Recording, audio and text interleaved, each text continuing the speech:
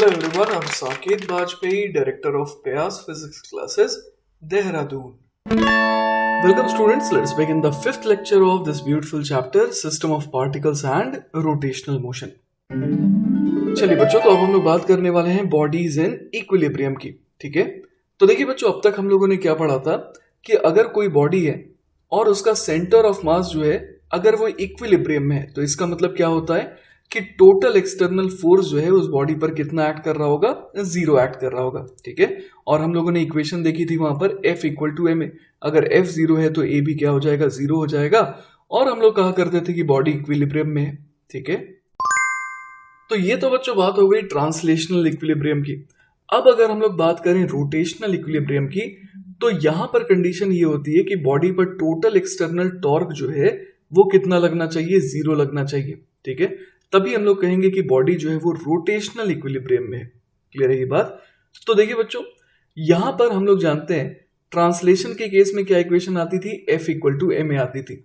उसी तरीके से बच्चों हम लोग आगे पढ़ेंगे कि जिस तरीके से F equal to M A translation में आता है, उसी तरीके से torque is equal to I into alpha ये आता है रोटेशन में। क्लियर है।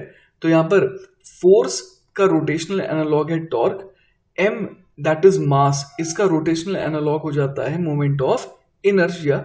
इसके बारे में हम लोग आगे पढ़ने वाले हैं। और एक्सेलरेशन का रोटेशनल एनालॉग हो जाता है एंगुलर एक्सेलरेशन। क्लियर है बात।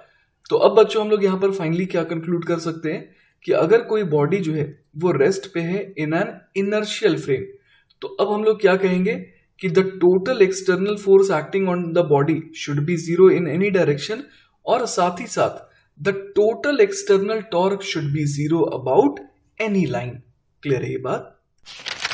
अब बच्चों यहां पर इक्विलिब्रियम भी जो है, जैसा कि आप जानते हैं, अलग अलग वैरायटी का होता है। जैसे कि इक्विलिब्रियम ऑफ अ बॉडी, उसे हम लोग स्टेबल कब कहेंगे, अगर बॉडी जो है उसको आप स्लाइटली डिस्प्लेस करके रिलीज अगर करें तो वो अपनी इक्विलिब्रियम पोजीशन को क्या करना चाहे, रीगेन करना चाहे, ठीक है। हम लोग कहेंगे कि जो इक्विलिब्रियम है वो अनस्टेबल है अगर आपने उसको अगर स्लाइटली डिस्प्लेस करा और रिलीज करा तो वो क्या हो जाती है, वो और भी ज्यादा डिस्प्लेस हो जाती है, ठीक है, और अपने इक्विलिब्रियम पोजीशन को अटेन करना नहीं चाहती है, ठीक है। If it can stay in equilibrium even after being slightly displaced and released, it is said to be in neutral equilibrium, है ना। ये तीसरे टाइप का इक्विलिब्रियम है। ऑल राइट, चलिए बच्चों, तो इस कॉन्सेप्ट के ऊपर एक सवाल देखते हैं। सवाल है, a uniform ladder of mass 10 kilogram leans against a smooth vertical wall making an angle of 53 degree with it. The other end rests on a rough horizontal floor. Find the normal force and the frictional force that the floor exerts on the ladder. तो देखिए बच्चों, इस तरीके से हम लोग समझ पा रहे हैं कि एक लैडर है जिसका मास कितना है, जिसका मास है 10 किलोग्राम, ठीक है। वो इस तरीके से लीन कर रहा है against a smooth vertical wall, और उसके साथ वो कितना एंगल बना रहा है, 53 डिग्री बना रहा है, ठीक है। अब जो दूसरा एंड है वो कहां पर है, it rests on a rough horizontal floor, और ऑब्वियसली यहां पर एंगल कितना होगा, 37 डिग्री होगा। अब अपने से क्या पूछा गया है, अपने से पूछा गया है the normal force and the frictional force that the floor exerts on the ladder. Clear है ये बात। तो देखिए बच्चों, इस सवाल के लिए फ्री बॉडी डायग्राम हम लोग कुछ ऐसा बना सकते हैं। हम लोग ये समझ पा रहे थे कि इस ए पॉइंट पर तो धक्का लग रहा होगा इस लैडर पे लेफ्ट की तरफ। अब इसे बैलेंस करने के लिए फ्रिक्शन को राइट की तरफ ही लगना पड़ेगा। क्लियर है। अब साथ ही साथ हम लोग ये समझ पा रहे हैं कि ये जो यूनिफॉर्म लैडर है इसका सेंटर ऑफ मास बिल्कुल सेंटर पे होगा, ठीक है। तो यहां पर हम लोगों ने वेट को शो कर रखा है। अब एक नीचे फोर्स है तो एक ऊपर फोर्स भी आएगा जो कि बी पर नॉर्मल रिएक्शन होगा, जो कि हम लोग N2 से यहां पर शो कर रहे हैं, ठीक है। तो कुल मिला के लैडर पर कितने फोर्सेस लग रहे हैं, N1, N2, W और F, है ना। तो एक कंडीशन हम लोग यहां पर लिख सकते हैं, है ना, इक्विलिब्रियम के लिए, कि नेट फोर्स को क्या होना पड़ेगा, नेट फोर्स को जीरो होना पड़ेगा। मतलब कि N1 should be equal to friction, साथ ही साथ हम लोग और क्या लिख सकते हैं, N2 should be equal to W। Clear है ये बात। अब देखिए बच्चों, हम लोग यहाँ पर ये भी देख पा रहे हैं कि ये जो लैडर है ना, वो बेसिकली रेस्ट पे है, बड़े आराम से रुकी हुई है इस पोजीशन में। तो हम लोग यहाँ पर ये कह सकते हैं कि किसी भी लाइन या किसी भी पॉइंट के अबाउट अगर हम लोग देखें तो नेट टॉर्क कितना होना चाहिए, जीरो होना चाहिए, है ना। तो हम लोग यहाँ पर देखिए क्या कर सकते हैं, अगर हम लोग पॉइंट बी को चुने, ठीक है, पॉइंट बी को अगर मैं चुन लूं, इस पॉइंट के अबाउट अगर मैं देखूं तो सिस्टम पर नेट टॉर्क क्या आना चाहिए, 0 आना चाहिए, ठीक है। मैं कोई भी पॉइंट चुन सकता था, लेकिन मैंने बी पॉइंट ही क्यों चुना, क्योंकि आप देखिए कि N2 और F है ना, ये दोनों फोर्सेस जो हैं इसी पॉइंट से पास कर रहे हैं। इस वजह से हम लोग समझ पा रहे हैं कि यहाँ पर है ना बी पॉइंट के अबाउट कोई भी इन दोनों फोर्सेस का टॉर्क नहीं आएगा। क्लियर है ये बात। तो इस वजह से हम लोग यहाँ पर क्या देख पा रहे हैं कि N2 और F जो है टॉर्क की इक्वेशन में इंक्लूड नहीं होंगे अगर मैं बी पॉइंट के अबाउट टॉर्क ले रहा हूं, ठीक है। तो अगर बी पॉइंट के अबाउट मैं टॉर्क लेना चाह रहा हूं, ठीक है, तो हम लोग यहाँ पर क्या कह सकते हैं कि वेट का टॉर्क कितना आएगा। अगर हम लोग वेट का टॉर्क यहाँ पर निकालना चाहते हैं, ठीक है, तो हम लोग यहाँ पर देख पा रहे हैं कि लैडर की जो लेंथ है ना, वो मान लेते हैं कि L है, ठीक है। तो B से लेकर के इस मिड पॉइंट तक की दूरी कितनी हो जाएगी, तो वो हो जाएगी L/2। साथ ही साथ ये वाला एंगल कितना है, 37 डिग्री है, ठीक है ना। तो हम लोग यहाँ पर जानते हैं कि वेट का टॉर्क अगर निकालना है तो वेट को एक्सटेंड कर देंगे और बी से उस पर परपेंडिकुलर ड्रॉप करेंगे। तो बेसिकली वेट का टॉर्क जो आएगा उसका मैग्नीट्यूड कितना होगा, BC इंटू डब्ल्यू। क्लियर है बात, क्योंकि BC क्या है, इस W को एक्सटेंड करने पर उस पर ड्रॉ किया गया परपेंडिकुलर उसकी लेंथ है। क्लियर है ये बात। तो हम लोग यहाँ पर क्या देख पा रहे हैं कि जो वेट है उसका टॉर्क कैसा आ रहा है, तो उसके टॉर्क का सेंस जो है हम लोग समझ पा रहे हैं कि वो क्लॉकवाइज है, ठीक है। और कितना हो जाएगा वो, तो वो हो जाएगा W multiplied by L/2 cos 37 degree, ठीक है। अब इस क्लॉकवाइज टॉर्क को कौन बैलेंस कर रहा होगा, तो N1 की वजह से जो आ रहा है एंटी क्लॉकवाइज टॉर्क है ना, हम लोग बी पॉइंट के अबाउट देख रहे हैं। तो हम लोग यहाँ पर फिर से क्या करेंगे, इस N1 को एक्सटेंड कर देंगे और उस पर बी पॉइंट से क्या करेंगे, परपेंडिकुलर ड्रॉप करेंगे। तो हम लोग क्या समझ पा रहे हैं बच्चों कि इस परपेंडिकुलर की लेंथ बेसिकली कितनी हो जाएगी, तो ये बच्चों हो जाएगी L का है ना कौन सा कंपोनेंट, तो ये वाला एंगल हम लोग समझ पा रहे हैं कि ये 53 डिग्री है। तो ये जो लेंथ हो जाएगी वो हो जाएगी L cos 53 डिग्री। क्लियर है ये बात।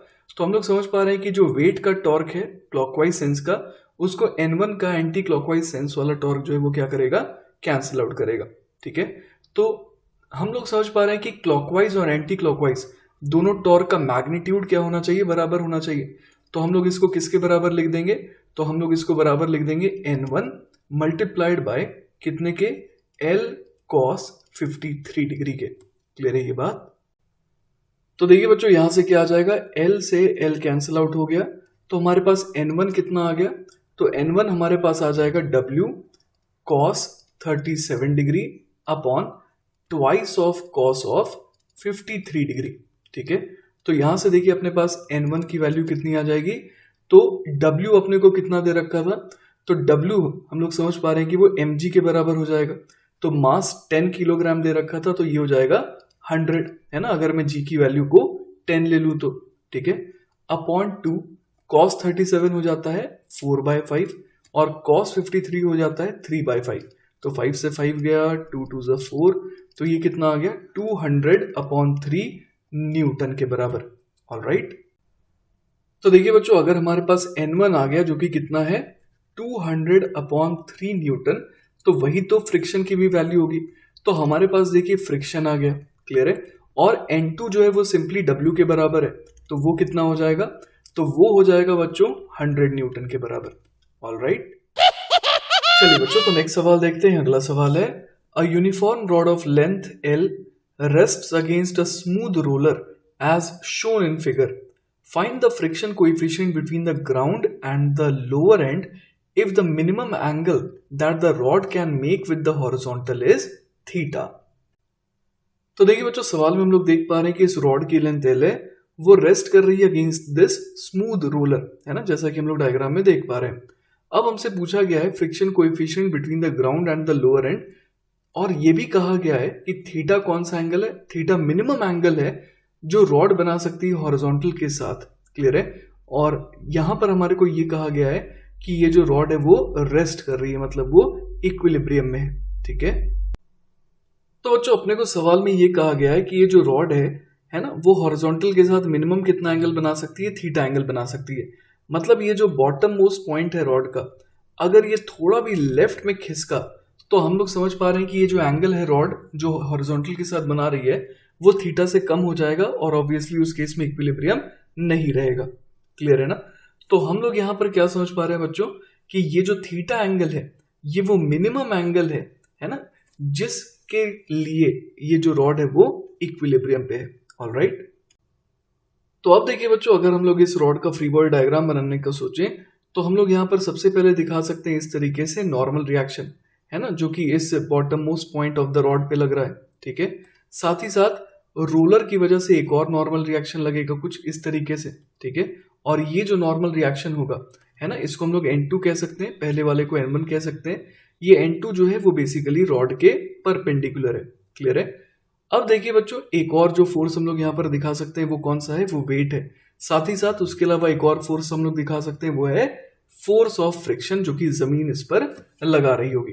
ठीक है, तो हम लोग यहाँ पर देख पा रहे हैं कि वेट और N1 तो वर्टिकल डायरेक्शन में और N2 का एक लेफ्ट की तरफ कंपोनेंट आ रहा है ना, जो कि हम लोग समझ पा रहे हैं कि उसे बैलेंस कौन कर रहा होगा, तो उसे बैलेंस जो है वो फ्रिक्शन कर रहा होगा राइट की तरफ लग करके। ठीक है, और हम लोग समझ पा रहे हैं कि ये बिल्कुल क्रिटिकल कंडीशन पर है, तो इस समय जो फ्रिक्शन लग रहा होगा वो कैसा होगा, बिल्कुल लिमिटिंग होगा, है ना। तो यहां पर हम लोग समझ पा रहे हैं कि फ्रिक्शन होगा बिल्कुल लिमिटिंग। ठीक है, तो अब देखिए बच्चों, अगर हम लोग यहाँ पर, है ना, फोर्सेस बैलेंस करें तो हम लोग यहाँ पर क्या लिख सकते हैं, ऊपर की तरफ लग रहा है N1, साथ ही साथ ऊपर की तरफ लग रहा है N2 का cos थीटा।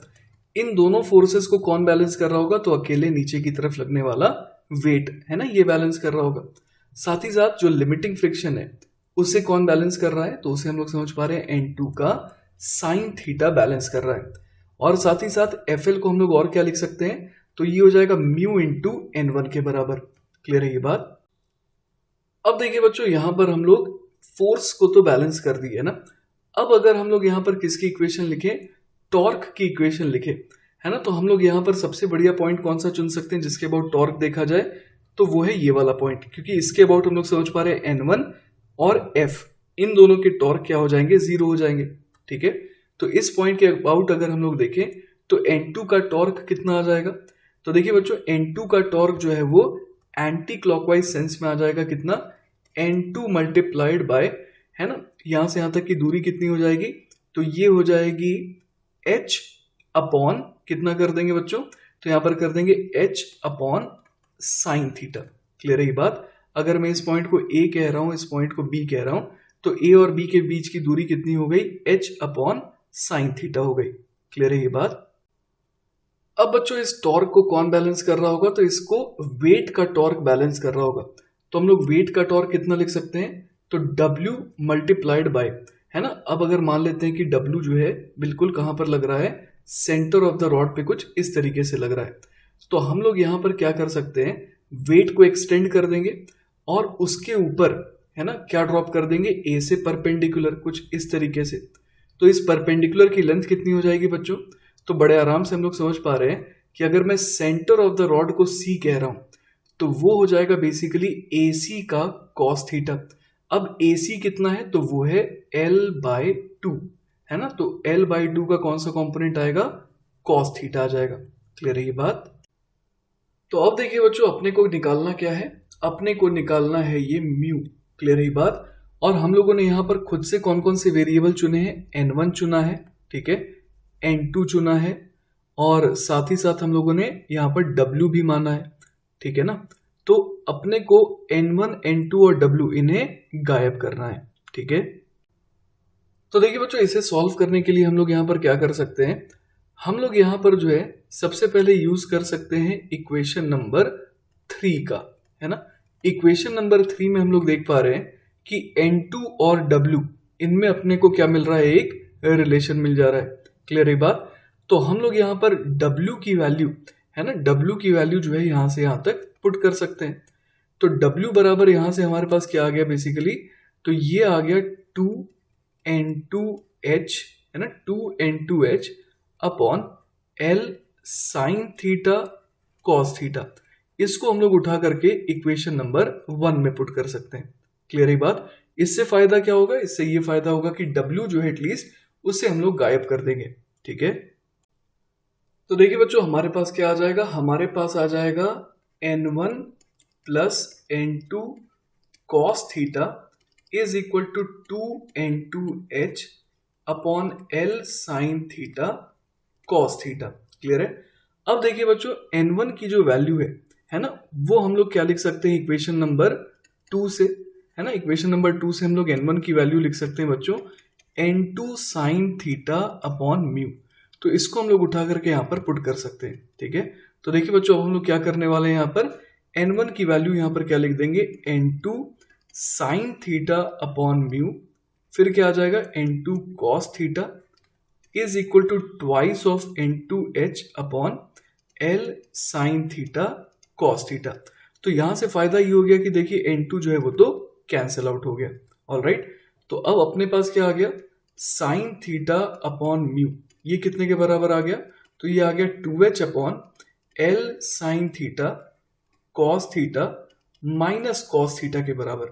ठीक है, तो अब देखिए बच्चों जो राइट हैंड साइड है उसमें हम लोग एलसीएम क्या ले सकते हैं, l sine theta cos theta. तो यहां पर क्या आ जाएगा 2h माइनस इधर क्या आ जाएगा l sine theta cos square theta, है ना। ये किसके बराबर है, साइन थीटा अपॉन म्यू के बराबर है। तो यहां से स्ट्रेट अवे हम लोग समझ पा रहे हैं कि म्यू कितना आ जाएगा, तो वो आ जाएगा l sine square theta cos of theta, और इसको किससे डिवाइड करना होगा, 2h minus l sine theta cos square theta, है ना। तो यही हो जाएगा बच्चों हमारा फाइनल आंसर, है ना। तो म्यू की वैल्यू ये आ गई। ऑलराइट, चलिए बच्चों तो हमारा नेक्स्ट टॉपिक है स्टेबिलिटी। तो देखिए बच्चों यहाँ पर हम लोग एक बड़ी मजेदार चीज देखने वाले हैं, और वो ये है कि location of the centre of gravity वो बहुत इंपॉर्टेंट है स्टेबिलिटी के लिए। देखिए होता क्या है कि अगर आप एक लाइन ड्रॉ करेंगे straight down from the centre of gravity of an object of any shape, और अगर वो फॉल करे inside the base of the object, तो वो ऑब्जेक्ट जो है वो स्टेबल इक्विलिब्रियम में रहेगा, मतलब कि वो बैलेंस करेगा। अगर वो जो लाइन है वो बेस के बाहर लाई करती है तो फिर वो अनस्टेबल हो जाएगा। ठीक है, मतलब वो गिरने की टेंडेंसी रखेगा। तो ऐसा क्यों है बच्चों, आइए देखते हैं ना। तो जैसे कि पहला डायग्राम आप लोग देख पा रहे हैं, तो इसमें सेंटर ऑफ मास या फिर सेंटर ऑफ ग्रेविटी जो है ना, वो हम लोग समझ पा रहे हैं कि वहां से अगर एक लाइन को ड्रॉ किया जाए तो वो बेस के अंदर लाई कर रही है। ठीक है, तो यहां पर हम लोग कहेंगे कि ये जो बॉडी है ये इक्विलिब्रियम में है। ठीक है, लेकिन जो दूसरा डायग्राम है इसमें हम लोग क्या देख पा रहे हैं कि सेंटर ऑफ मास जो है वो, है ना, वो बाहर है, और इस वजह से हम लोग क्या देख पा रहे हैं कि यहां से अगर एक वर्टिकली डाउनवर्ड लाइन ड्रॉ करें तो वो जो है बेस के विद इन लाई नहीं कर रही है। क्लियर है ये बात। तो हम लोग इस वजह से कहेंगे कि ये जो दूसरी बॉडी है ये अनस्टेबल है और ये अब गिर जाएगी। क्लियर है ये बात। तो अब देखिए बच्चों हम लोग ये समझने वाले हैं कि आखिर ये कंडीशन आ क्यों रही है ना। तो जैसे कि पहला डायग्राम हम लोग देख पा रहे हैं, तो इसमें जैसा कि मैंने बताया था कि ये जो ऑब्जेक्ट है ये इक्विलिब्रियम में है ना। क्यों, क्योंकि यहाँ पर हम लोग क्या देख पा रहे थे कि सेंटर ऑफ मास अगर एक इस तरीके से लाइन को ड्रॉ किया जाए तो वो बेस के विद इन लाई कर रही है ना। तो देखिए बच्चों यहां पर क्या हो रहा है कि नॉर्मल रिएक्शन जो है ना, वो इसी जगह पर कुछ इस तरीके से एक्ट कर रहा है। क्लियर है ये बात। जिससे फायदा ये हो रहा है कि अगर मैं इस पॉइंट के अबाउट, है ना, इस पॉइंट के अबाउट टॉर्क देखूं तो नॉर्मल और वेट इन दोनों का टॉर्क जो है वो क्या हो जा रहा है, कैंसिल आउट हो जा रहा है। क्लियर है ये बात। लेकिन बच्चों ये पॉसिबिलिटी डायग्राम नंबर बी में नहीं है ना, क्योंकि आप ये समझ पा रहे हैं कि नॉर्मल रिएक्शन जो है ना, वो इसी रीजन में कहीं ना कहीं एक्ट करता हुआ माना जा सकता है। क्लियर है। तो ऑब्वियस है कि नॉर्मल और वेट इनके टॉर्क जो है वो एक दूसरे को कैंसिल नहीं कर पाएंगे। क्लियर है। जैसे कि अगर आप सेंटर ऑफ मास के अबाउट, है ना, सेंटर ऑफ मास के अबाउट अगर टॉर्क देखना चाहें तो वेट का तो टॉर्क चलिए नहीं आएगा, लेकिन नॉर्मल का तो टॉर्क आ ही जाएगा। क्लियर है ये बात। तो हम लोग यहां पर समझ पा रहे हैं कि पहले वाले केस में तो क्या हो रहा है, नॉर्मल और एमजी का टॉर्क जो है वो कैंसिल आउट हो जाएगा, लेकिन दूसरे केस में नॉर्मल और एमजी का टॉर्क कैंसिल आउट किसी हालत में नहीं हो सकता है। ठीक है। तो बच्चों यही वजह है कि ये जो famous leaning tower of Pisa है वो टॉपल नहीं करती है ना, क्योंकि जैसा कि हम लोग डायग्राम में देख पा रहे हैं, a line from the centre of gravity of the tower to the level of the ground falls inside its base, जैसा कि आप देख पा रहे हैं, है ना. So the leaning tower has stood for several centuries. अगर ऐसा होता कि tower leaned far enough so that the center of gravity extended beyond the base, तो हम लोग समझ पा रहे हैं कि an unbalanced torque would topple the tower. ठीक है.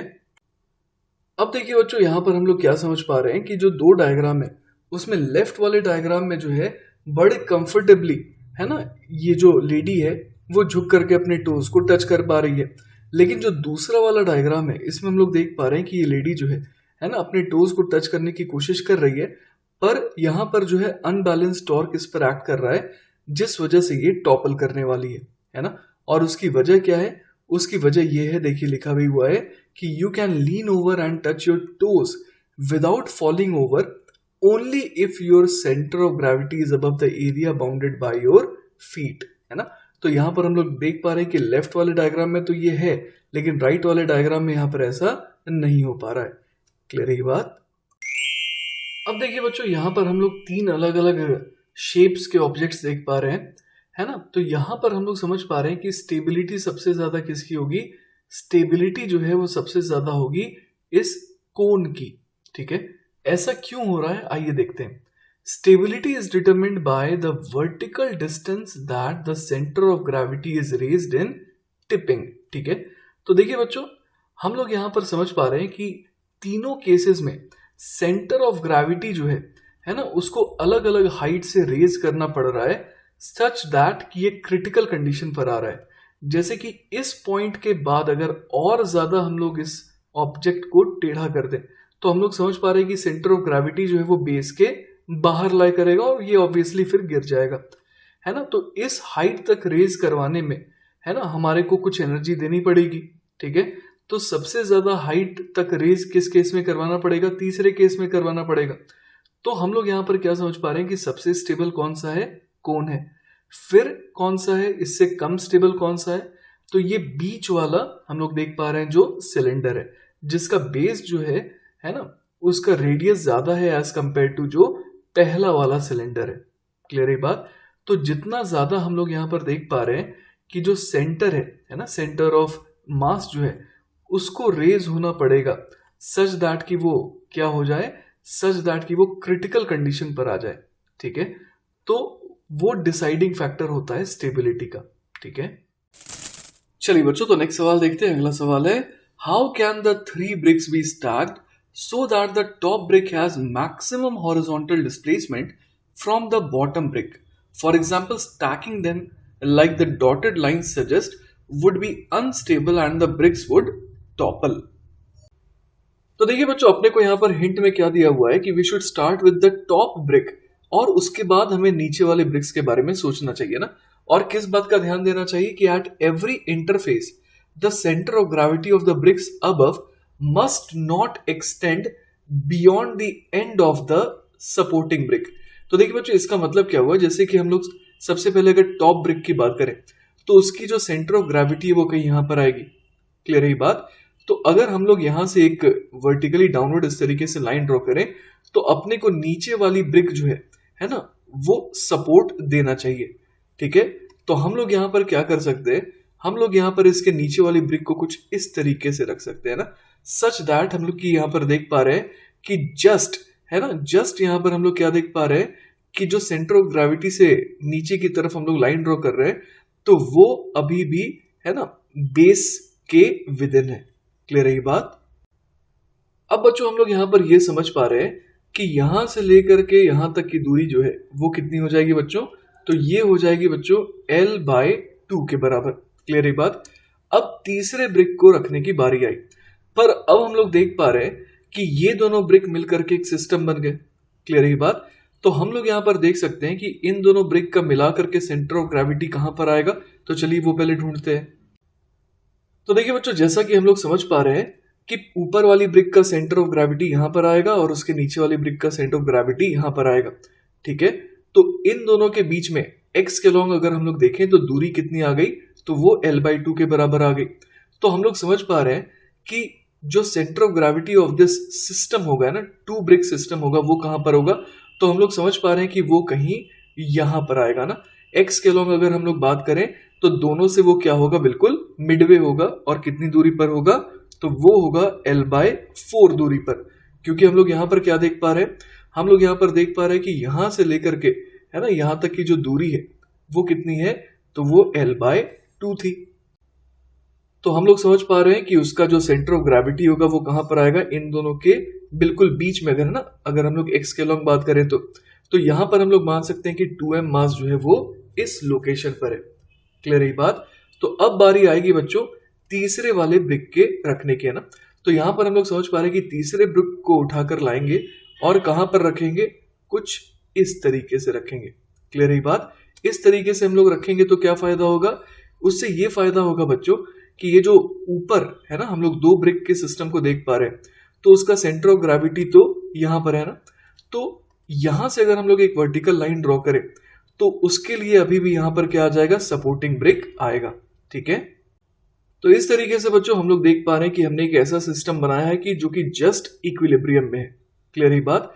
तो अब हम लोग यहां पर क्या कह सकते हैं कि ये जो टॉप मोस्ट ब्रिक है ना, ये जो टॉप मोस्ट ब्रिक है वो हॉरिजॉन्टली कितना डिस्प्लेस्ड है फ्रॉम द बॉटम ब्रिक। तो हम लोग यहां पर देख पा रहे हैं l/2 प्लस l/4 है ना, l/2 प्लस l/4 करना पड़ेगा। तो ये आ जाएगा बच्चों 3l/4 और यही हमारा जवाब होगा। ठीक है। चलिए बच्चों, तो हमारा नेक्स्ट टॉपिक है shifting of normal reaction and toppling.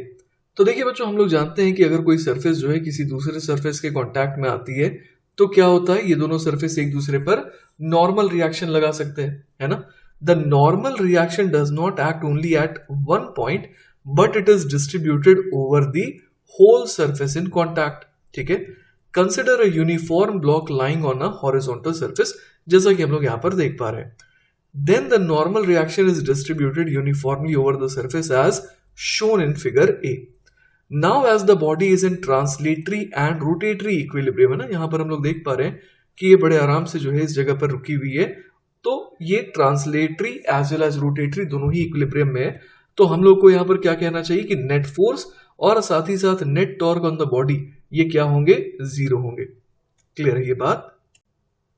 तो अब देखिए बच्चों, यहां पर हम लोग क्या समझ पा रहे हैं कि to balance the torque and force of gravitational pull, है ना, हम लोग जानते हैं यहां पर जो सेंटर ऑफ मास होता है वहां पर हम लोग समझ पा रहे हैं कि क्या लग रहा है, सेंटर ऑफ मास पर हम लोग समझ सकते हैं कि इफेक्टिवली वेट लग रहा है। ठीक है। तो इस वजह से नॉर्मल रिएक्शन है ना, उसको भी इफेक्टिवली कैसे लगना होगा, उसको भी जो है इस वेट के एंटी पैरेलल डायरेक्शन में लगना पड़ेगा, है ना, ताकि ये क्या कर सके, फोर्स को तो बैलेंस कर ही सके, साथ ही साथ टॉर्क को भी बैलेंस कर सके। तो वही यहां लिखा है, to balance the torque and force of gravitational pull normal reaction should have magnitude equal to the weight of the block, जिससे नेट फोर्स क्या हो जाएगा, जीरो हो जाएगा।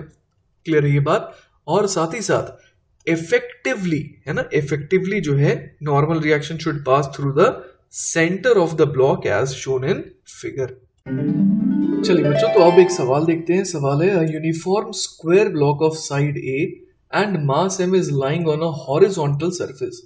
A small block of mass small m is placed on the top corner of the block. Find the distance by which normal reaction is shifted. ठीक है।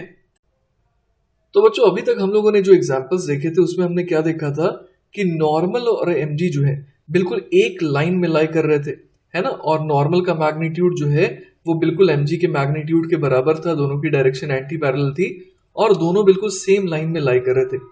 लेकिन बच्चों, यहां पर हम लोग ये देखने वाले हैं कि नॉर्मल रिएक्शन जो है वो थोड़ा शिफ्ट होगा, है ना, क्योंकि नॉर्मल रिएक्शन का पर्पस क्या होता है, एक तो फोर्स को बैलेंस करना, साथ ही साथ वो ये मेक श्योर करेगा कि टॉर्क जो है वो भी क्या रहे, नेट जीरो रहे। ठीक है, जिससे जो बॉडी है वो रोटेशनल इक्विलिब्रियम में भी रहे। ऑलराइट। तो देखिए बच्चों, नॉर्मल रिएक्शन ऐसा क्यों करता था, क्योंकि हम लोग समझ पा रहे हैं कि अगर बॉडी जो है वो इक्विलिब्रियम में है तो वो translational as well as rotational equilibrium दोनों में रहती थी। तो इस वजह से नेट टॉर्क किसी भी पॉइंट के अबाउट अगर जीरो हुआ आना है तो उसके लिए नॉर्मल रिएक्शन को ऐसा करना पड़ता था।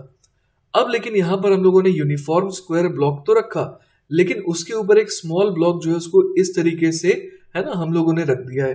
क्लियर है ये बात। और यहां पर हम लोग क्या देख पा रहे हैं कि ये जो स्मॉल ब्लॉक है उसका भी मास एग्जैक्टली कितना है, स्मॉल m है। क्लियर है। और जो यहाँ पर बिगर ब्लॉक अपने को नजर आ रहा है उसका भी मास जो है वो कितना है, वो स्मॉल m है। ठीक है, अब देखिए बच्चों, अपने को ये कहा गया है कि ऊपर एक स्मॉल ब्लॉक रखा है, तो स्मॉल का मतलब हम लोग समझ पा रहे हैं कि उसे एक पार्टिकल की तरह ट्रीट किया जा सकता है।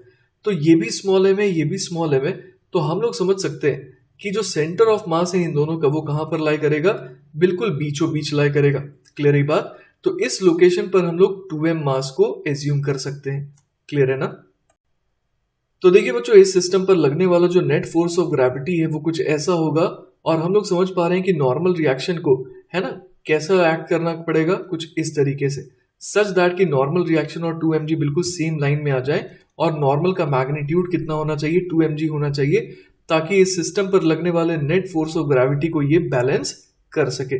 साथ ही साथ अब फायदा क्या हो गया कि आप किसी भी पॉइंट के अबाउट देखें अगर, तो जितना इस 2mg वेट का टॉर्क आ रहा है उतना ही नॉर्मल रिएक्शन का भी टॉर्क आएगा, जिस वजह से ये सिस्टम जो है वो रोटेशनल इक्विलिब्रियम में आ गया।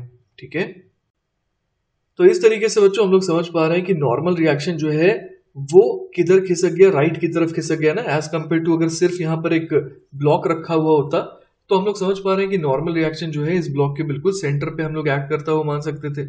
लेकिन अब ये किधर खिसक गया, थोड़ा राइट में खिसक गया, और साथ ही साथ हम लोग यहाँ पर ये भी कह पा रहे हैं कि कितना खिसका, तो ये L/4 डिस्टेंस खिसका है। ऑलराइट, तो इस सॉल्यूशन को देख करके बच्चों हम लोग ये समझ पा रहे हैं कि नॉर्मल रिएक्शन जो है वो इफेक्टिवली अगर कितनी दूरी पर लग रहा है, L/4 दूरी पर लग रहा है, कुछ इस तरीके से। क्लियर है ये बात? तो हम लोग यहाँ पर समझ पा रहे हैं कि ऐसा नहीं है कि सिर्फ नॉर्मल रिएक्शन इसी जगह पर लग रहा है, वो तो पूरे के पूरे सरफेस पर लग रहा है, लेकिन वो इस बार नॉन यूनिफॉर्मली डिस्ट्रीब्यूटेड है, जिस वजह से इस बार हम लोग इफेक्टिवली नॉर्मल को कहाँ ऐड करता हुआ मान सकते हैं, कुछ इस तरीके से।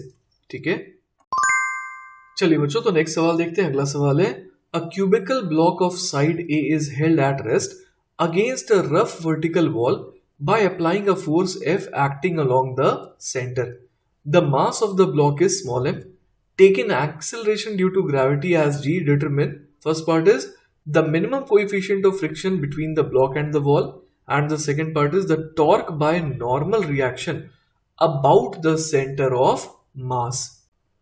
तो देखिए बच्चों, इस सवाल में कुछ चीजें ऑलरेडी हम लोग बड़े आराम से सोच सकते हैं, जैसा कि दिया हुआ है कि ये क्यूबिकल ब्लॉक है जिसका साइड ए है ना, और वो रेस्ट पे भी है against a rough vertical wall. तो इस तरीके से F फोर्स अप्लाई हो रहा है सच दैट कि ये फोर्स को अगर एक्सटेंड करे तो वो सेंटर को हिट करेगा। ठीक है, तो मैंने यहाँ पर F फोर्स को दिखा दिया, साथ ही साथ फोर्स ऑफ ग्रेविटी mg को भी दिखा दिया। क्लियर है? अब साथ ही साथ अपने को ये समझ में आ रहा है कि mg को काउंटर करने के लिए फ्रिक्शन को ऊपर ही लगना पड़ेगा। क्लियर है ना? तो हमने यहाँ पर mg, F और फ्रिक्शन इन तीन फोर्सेस को दिखाया है। अभी मैंने नॉर्मल रिएक्शन को नहीं दिखाया। नॉर्मल रिएक्शन कहां पर लग रहा होगा ये सोचने के लिए अपने को एक काम करना पड़ेगा, है ना। सबसे पहले तो हम लोग यहां पर क्या लिख सकते हैं कि mg is equal to friction, साथ ही साथ कैपिटल F जो है उसको नॉर्मल रिएक्शन ही बैलेंस कर रहा होगा राइट की तरफ लग करके। ठीक है, अब एग्जैक्टली नॉर्मल रिएक्शन कहां लग रहा होगा वो निकालने के लिए हम लोग क्या कर सकते हैं, इस पॉइंट के अबाउट, है ना, ये जो सेंटर है इसके अबाउट हम लोग क्या कर सकते हैं, हम लोग यहां पर जो है इस पॉइंट के अबाउट टॉर्क देख सकते हैं। तो कैपिटल F और mg तो इस पॉइंट को इंटरसेक्ट करे तो इन दोनों का टॉर्क नहीं आएगा, फ्रिक्शन का टॉर्क जरूर आएगा। और फ्रिक्शन का टॉर्क कैसा आएगा हम लोग समझ पा रहे हैं, क्लॉकवाइज सेंस वाला आएगा।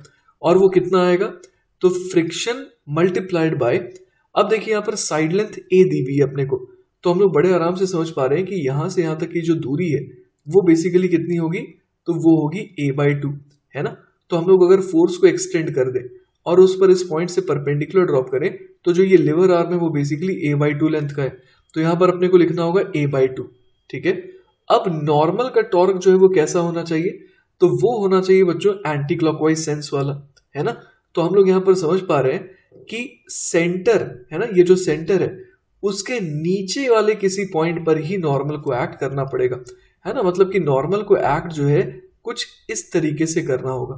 क्लियर है बात, इस तरीके से नॉर्मल को एक्ट करना पड़ेगा सच दैट कि वो सेंटर से लेटर से कि कितना नीचे आ गया, सेंटर से मान लीजिए कि वो x नीचे आ गया है। क्लियर है, तो यहां पर हम लोग क्या कहेंगे कि नॉर्मल का टॉर्क जो है वो कितना हो जाएगा, तो वो हो जाएगा n इंटू एक्स। और ये दोनों टॉर्क जो है कैसे हैं, इक्वल एंड ऑपोजिट होंगे, है ना, तभी तो हम लोग देख पा रहे हैं कि ये बॉडी जो है वो इक्विलिब्रियम में। तो इसका टॉर्क हम लोग समझ पा रहे हैं कि कैसा आएगा नॉर्मल का, तो एंटी क्लॉकवाइज सेंस वाला आएगा। तो यहां पर अपने पास क्या आ गया, n इंटू एक्स बराबर F into A by two के बराबर। साथ ही साथ हम लोग यहाँ पर n की वैल्यू को क्या रख सकते हैं, कैपिटल F रख सकते हैं। तो ये कितना हो जाएगा, ये Fx हो जाएगा, ठीक है। तो यहां से देखिए अपने पास क्या आ जाएगा, फ्रिक्शन mg है ही, तो यहां से आ गया mg a by two is equal to F into X. तो यहां से x की वैल्यू कितनी आ गई, तो वो आ जाएगी mg a बाय 2f के बराबर, ठीक है। अब देखिए बच्चों, अपने से सवाल में पूछा क्या गया था, अपने से सवाल में एक पार्ट में पूछा गया था the torque by normal reaction about the centre of mass. तो अभी अभी हम लोगों ने निकाला कि नॉर्मल रिएक्शन है ना, उसका टॉर्क जो है सेंटर ऑफ मास के अबाउट कितना लगेगा।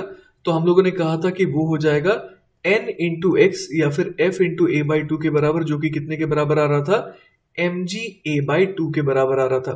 क्लियर है। तो यहाँ पर टॉर्क अबाउट o है ना, किसका, नॉर्मल रिएक्शन का, तो वो कितना आ जाएगा, तो वो mg a बाई टू आ जाएगा। क्लियर है बात। और डायरेक्शन वाइज हम लोग समझ पा रहे हैं कि देखिए इसका सेंस जो है वो कैसा है, तो इसका सेंस जो है वो हम लोग समझ पा रहे हैं कि वो एंटी क्लॉकवाइज है, मतलब जो डायरेक्शन होगी टॉर्क की वो कैसी हो जाएगी, coming out of the screen हो जाएगी, ठीक है। अब देखिए बच्चों, हमसे एक और चीज पूछी गई थी और वो थी the minimum coefficient of friction between the block and the wall. तो हम लोग समझ पा रहे हैं कि फ्रिक्शन की जरूरत कितनी आ रही है, तो वो mg के बराबर आ रही है। तो ये जो mg है ये बेसिकली क्या है, ये हम लोग समझ पा रहे हैं कि ये डिमांड है ना, इतनी फ्रिक्शन की अपने को डिमांड है।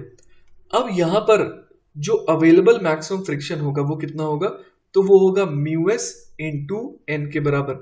तो जो अवेलेबल फ्रिक्शन है ना, मैक्सिमम अवेलेबल फ्रिक्शन है, तो वो बेसिकली क्या होना चाहिए, greater than equal to the demand, that is mg।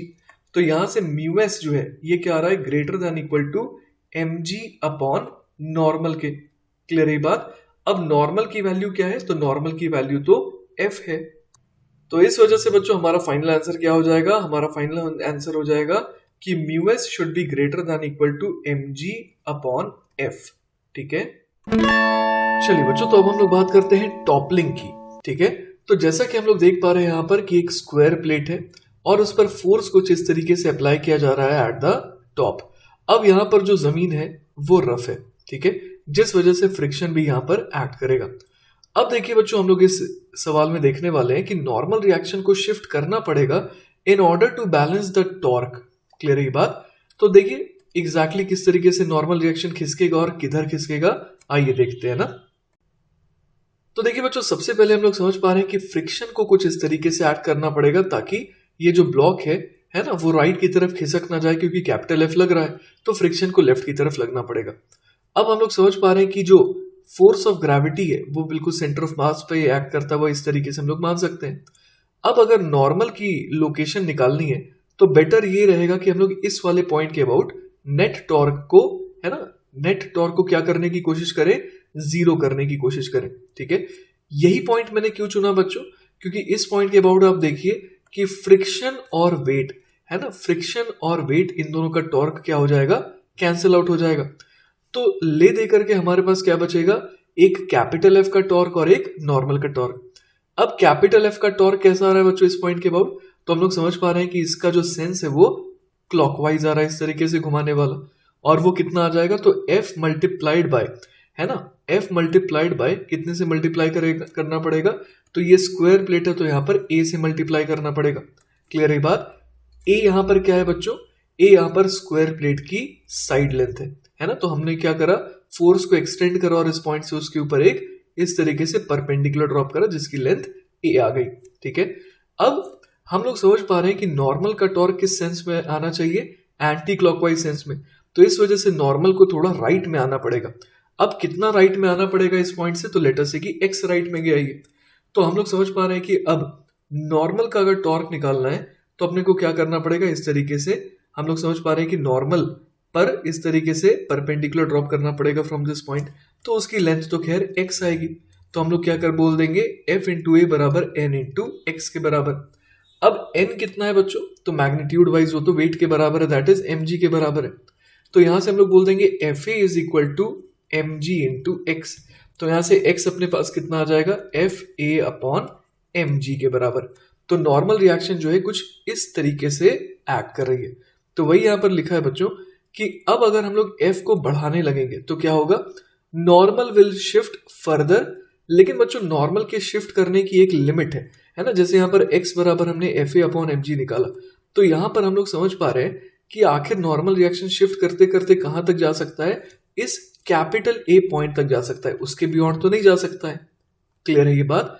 तो अब हम लोग यहाँ पर क्या देख पा रहे हैं कि now if capital F is further increased, है ना, तो क्या होगा, the normal can not shift further to balance the torque. अगर नॉर्मल बढ़ते बढ़ते कहां तक पहुंच गया, ए पॉइंट तक पहुंच गया है, ठीक है ना, तो उसके बाद अगर आप कैपिटल F को और बढ़ाएंगे तो अब वो टॉर्क को बैलेंस नहीं कर पाएगा। तो फलस्वरूप क्या होगा, block will start rotating about point A, और इसी फिनोमिनन को हम लोग कहते हैं कि ये टॉपलिंग कर गया। ठीक है, तो बच्चों इस सवाल में अगर हमसे ये पूछा जाता कि मैक्सिमम हम लोग कितना फोर्स लगा सकते हैं, तो हम लोग समझ पा रहे हैं बच्चों यहाँ पर कि जब हम लोग फोर्स को मैक्सिमाइज करेंगे तो x भी क्या हो जाएगा, मैक्सिमम हो जाएगा।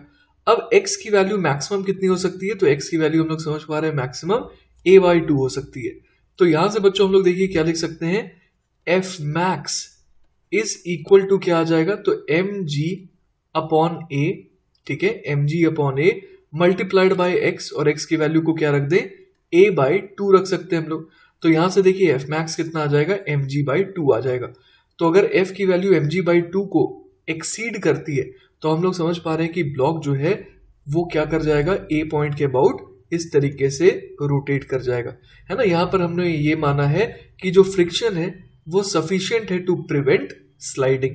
क्लियर है ये बात। चलिए बच्चों, तो नेक्स्ट सवाल देखते हैं। अगला सवाल है, a force F is applied at the topmost point of a cylinder of radius r and height h। अब सवाल में पहला पार्ट है, if the cylinder remains at rest then find distance of line of action of normal reaction from center of mass। और दूसरी चीज हमसे पूछी गई है कि find coefficient of friction required so that the cylinder topples before sliding। तो देखिए बच्चों, इस डायग्राम को देख करके बड़े आराम से हम लोग समझ पा रहे हैं कि जो फोर्स ऑफ ग्रेविटी है वो कुछ इस तरीके से एक्ट कर रही है। क्लियर है ये बात। और साथ ही साथ कैपिटल F राइट की तरफ लग रहा है, तो फ्रिक्शन को लेफ्ट की तरफ कुछ इस तरीके से एक्ट करना पड़ेगा ताकि ये ट्रांसलेशनल इक्विलिब्रियम में रहे। अब अगर हम लोग ये वाले पॉइंट को चुने तो हम लोग देख पा रहे हैं कि वेट और फ्रिक्शन इन दोनों का टॉर्क तो जीरो हो जा रहा है, लेकिन कैपिटल F का टॉर्क आ रहा है और वो इस तरीके से क्लॉकवाइज सेंस में आ रहा है, और वो कितना आ जा रहा है, तो F मल्टीप्लाइड बाय H के बराबर। क्लियर है ये बात, क्योंकि हमने F को एक्सटेंड करा और इस पॉइंट से है ना, इस एक्सटेंडेड लाइन पर हमने परपेंडिकुलर ड्रॉप करा, तो उसकी लेंथ हम लोग देख पा रहे हैं कि H के बराबर आएगी। अब देखिए बच्चों, हमारे को समझ में आ रहा है कि नॉर्मल रिएक्शन को कुछ इस तरीके से राइट में होना पड़ेगा सेंटर ऑफ मास के। ऐसा क्यों बच्चों, तो हम लोग यहाँ पर ये समझ पा रहे हैं कि जैसे इस पॉइंट के अबाउट है ना, जिस पॉइंट के अबाउट हमने अभी अभी कैपिटल F का टॉर्क देखा, उस पॉइंट के अबाउट अगर हम लोग देखें तो अपने को काउंटर क्लॉकवाइज टॉर्क चाहिए जो कैपिटल F के क्लॉकवाइज टॉर्क को क्या कर सके, काउंटर कर सके। तो हम लोग यहाँ पर समझ पा रहे हैं कि नॉर्मल इस तरीके से राइट में थोड़ा शिफ्ट हुआ होगा, लेटर से x डिस्टेंस शिफ्ट हुआ होगा, जिससे क्या हो जाएगा कि इसका टॉर्क जो है वो कैपिटल F के टॉर्क को काउंटर कर सके। तो नॉर्मल का टॉर्क कितना आ जाएगा, तो वो आ जाएगा n इंटू एक्स, जो कि magnitude wise F into H के बराबर होना चाहिए। अब नॉर्मल जो है वो कितना हो जाएगा, तो वो हम लोग समझ पा रहे हैं वेट के बराबर होना चाहिए, दैट इज mg के बराबर। तो यहां से x की वैल्यू क्या आ जाएगी, तो वो आ जाएगी FH अपॉन mg के बराबर। क्लियर है बात। तो यही हो जाएगा बच्चों हमारे सवाल के पहले पार्ट का जवाब। ठीक है, अब देखिए बच्चों, हमसे सेकेंड पार्ट में क्या बोला गया है, to find the coefficient of friction required so that the cylinder topples before sliding. तो हम लोग समझ पा रहे हैं कि अगर इस पॉइंट को मैं O कह रहा हूं तो इस पॉइंट के अबाउट ही ये जो ब्लॉक है वो क्या करेगा, टॉपल करेगा। क्लियर है ये बात।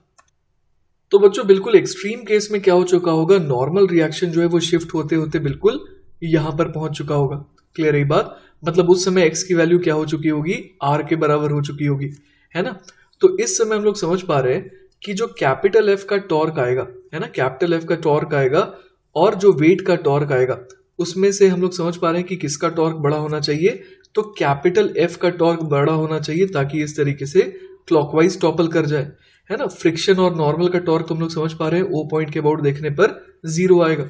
तो कैपिटल एफ का टॉर्क जो है ना, torque of capital F should be greater than torque of weight. तो यहां से हम लोग क्या लिख सकते हैं, capital F multiplied by H should be greater than torque of weight, जो कि कितना आ जाएगा, mg मल्टीप्लाइड बाय, हम लोग समझ पा रहे हैं कि वेट को एक्सटेंड करेंगे तो परपेंडिकुलर डिस्टेंस कितनी होगी, लीवर आर्म, ये हो जाएगा r के बराबर।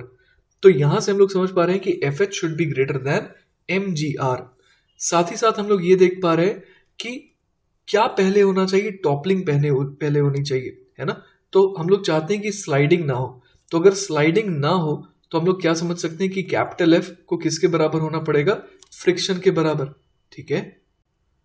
अब देखिए बच्चों, अगर हम लोग ये चाहते हैं कि स्लाइडिंग ना हो तो उस केस में क्या होना पड़ेगा, कैपिटल एफ जो है ना, उसको क्या होना पड़ेगा, less than the maximum possible friction, जो कि कितना हो जाएगा, म्यू एस इंटू एन के बराबर। क्लियर है। तो कैपिटल एफ को क्या होना पड़ेगा, म्यू एस इंटू एन से छोटा होना पड़ेगा, ताकि हम लोग समझ पा रहे हैं कि स्लाइडिंग ना हो। क्लियर है ये बात। तो इस तरीके से बच्चों हम लोग ये हासिल कर रहे हैं कि f शुड बी, है ना, f should be greater then mgr upon h, but it should be less than mu S into normal, और नॉर्मल कितना हो जाएगा, mg के बराबर। तो यहां से हम लोग समझ पा रहे हैं कि mu S mg should be greater then mgr upon h। Clear है ये बात। तो यहां से देखिए अपने पास क्या आ जाएगा, mu S should be greater then R upon H, ठीक है। तो इस कंडीशन पे हम लोग समझ पा रहे हैं कि क्या होगा, इस कंडीशन में टॉपलिंग पहले होगी as compare to sliding. Alright, चलिए बच्चों, तो इस लेक्चर का आखिरी सवाल देखते हैं। सवाल है, a cubical block of mass m and edge small a slides down a rough inclined plane of inclination theta with a uniform speed. Find the torque of the normal force acting on the block about its center. तो देखिए बच्चों, यहां पर मैंने incline plane और इस block को दिखा दिया है जिसका मास कितना है, m है। क्लियर है। तो हम लोग यहां पर समझ पा रहे हैं कि कौन कौन से फोर्सेस इस ब्लॉक पर एक्ट कर रहे होंगे। तो एक तो हम लोग समझ पा रहे हैं कि कुछ इस तरीके से ना, कुछ इस तरीके से इस पर फोर्स ऑफ ग्रेविटी एक्ट कर रहा होगा, दैट इज mg। क्लियर है बात।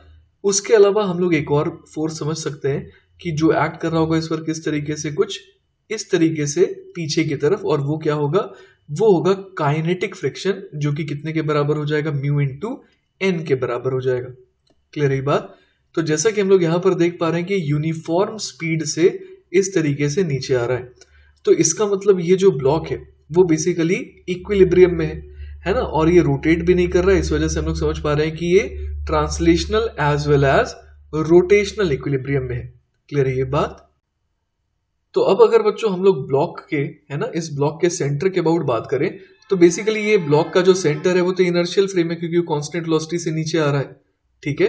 तो हम लोग यहाँ पर समझ सकते हैं कि ये जो ब्लॉक का सेंटर है वो बेसिकली इनर्शियल फ्रेम है, और इसके अबाउट हम लोग देख पा रहे हैं कि mg का टॉर्क तो 0 हो जाएगा, लेकिन फ्रिक्शन का टॉर्क आएगा, और कितना आएगा, तो इस तरीके से हमें परपेंडिकुलर ड्रॉप करना पड़ेगा। तो ये जो लेंथ है हम लोग समझ पा रहे हैं, ये लीवर आर्म है, जो बेसिकली a/2 हो जाएगी। तो फ्रिक्शन का टॉर्क कितना आ रहा है, mu into N multiplied by a/2 आ रहा है, जिसका सेंस कैसा है, तो जिसका सेंस हम लोग समझ सकते हैं कि इस तरीके से एंटी क्लॉकवाइज है। तो हमें ये समझ में आ रहा है कि नॉर्मल को किधर होना पड़ेगा, नॉर्मल को जो है ना, लेफ्ट की तरफ होना पड़ेगा फ्रॉम द सेंटर, ताकि क्या हो जाए, ताकि हम लोग समझ पा रहे हैं कि नॉर्मल की वजह से एक क्लॉकवाइज टॉर्क है जो कि इस फ्रिक्शन के टॉर्क को काउंटर कर सके। ऑलराइट, तो इस तरीके से बच्चों हम लोग यहाँ पर मान सकते हैं कि जो नॉर्मल है ये एक्स डिस्टेंस मान लीजिए लेफ्ट की तरफ खिसक गया है, जिसकी वजह से, है ना, सेंटर ऑफ द ब्लॉक के अबाउट इसका कैसा टॉर्क आ रहा है, इसका इस तरीके से क्लॉकवाइज टॉर्क आ रहा है। तो हम लोग यहाँ पर क्या कह सकते हैं, mu into N into a/2, ये मैग्नीट्यूड वाइज क्या हो जाएगा, ये मैग्नीट्यूड वाइज, है ना, नॉर्मल के टॉर्क के बराबर होगा अबाउट द सेंटर। क्लियर है ये बात। तो जैसा कि हम लोग देख पा रहे हैं यहाँ पर अपने को म्यू जो है वो सवाल में नहीं दे रखा है। क्लियर है ना। तो आखिर हम लोग यहाँ पर ये जरूर कह सकते हैं कि इस ब्लॉक के ऊपर डाउन द इंक्लाइन कितना फोर्स लग रहा है, तो डाउन द इंक्लाइन हम लोग समझ सकते हैं mg साइन थीटा भी लग रहा है ना, और इस तरीके से परपेंडिकुलर टू द इंक्लाइन लग रहा है mg का कॉस थीटा कॉम्पोनेंट। तो basically m g sine theta जो है वो किसके बराबर हो जाएगा, तो वो म्यू इंटू एन के बराबर हो जाएगा, ताकि ये ब्लॉक जो है वो ट्रांसलेशनल इक्विलिब्रियम में रहे। तो म्यू एन की वैल्यू क्या हो गई, एम जी साइन थीटा। तो हम लोग यहाँ से समझ पा रहे हैं कि अगर है ना, अगर हम लोग निकालना चाहें नॉर्मल के टॉर्क की वैल्यू, तो नॉर्मल के टॉर्क की वैल्यू कितनी हो जाएगी, तो वो हो जाएगी एम जी ए, है ना, M g a sine theta upon 2 के बराबर। और इसका सेंस कैसा होगा बच्चों, तो इसका सेंस हम लोग देख पा रहे हैं कि वो होना पड़ेगा क्लॉकवाइज, मतलब कि टॉर्क की डायरेक्शन हो जाएगी इनटू द स्क्रीन। क्लियर है ये बात। इसके अलावा बच्चों अगर आप ये जानना चाहते हैं कि ये जो नॉर्मल रिएक्शन है वो एग्जैक्टली कहाँ पर एक्ट कर रहा है, मतलब अगर आप x निकालना चाहते हैं तो आप कैसे निकालेंगे, तो हमें इस टॉर्क, है ना, torque because of the normal contact force वो मिल चुका है। तो इसको हम लोग और किसके बराबर बोल सकते हैं, तो नॉर्मल, है ना, नॉर्मल मल्टीप्लाइड बाय x के बराबर भी बोल सकते हैं। क्लियर है बात, क्योंकि अगर सेंटर ऑफ द ब्लॉक के अबाउट देखें तो x जो है वो लीवर आर्म का रोल प्ले कर रहा है। तो n इंटू एक्स, अब यहाँ पर n जो है वो किसके बराबर हो जाएगा, तो हम लोग समझ पा रहे हैं कि n जो है वो एम जी कॉस थीटा के बराबर हो जाएगा। तो यहाँ से क्या आ जाएगा, m g cos theta into x is equal to m g a sine theta upon 2 के बराबर। क्लियर है ये बात। तो यहाँ से देखिए बच्चों अपने पास क्या आ जाएगा, एम जी से एम जी कैंसिल आउट हो जाएगा, तो x बराबर आ जाएगा देखिए a tan थीटा अपॉन 2 के बराबर। ठीक है, तो इस तरीके से हम लोग समझ पा रहे हैं कि a tan थीटा बाई 2 ये x है ना, तो सेंटर से कितने लेफ्ट में हम लोग समझ पा रहे हैं कि नॉर्मल रिएक्शन एक्ट कर रहा है, तो वो है a tan थीटा बाय 2 के बराबर। ठीक है, तो इसी के साथ बच्चों हमारा ये लेक्चर पूरी तरीके से खत्म होता है। आई होप कि आपको चीजें अच्छे से समझ में आई होंगी। इन केस अगर कोई डाउट रह जाता है then feel free to contact me, I will be very happy to help you. Take care बच्चों, बाय बाय।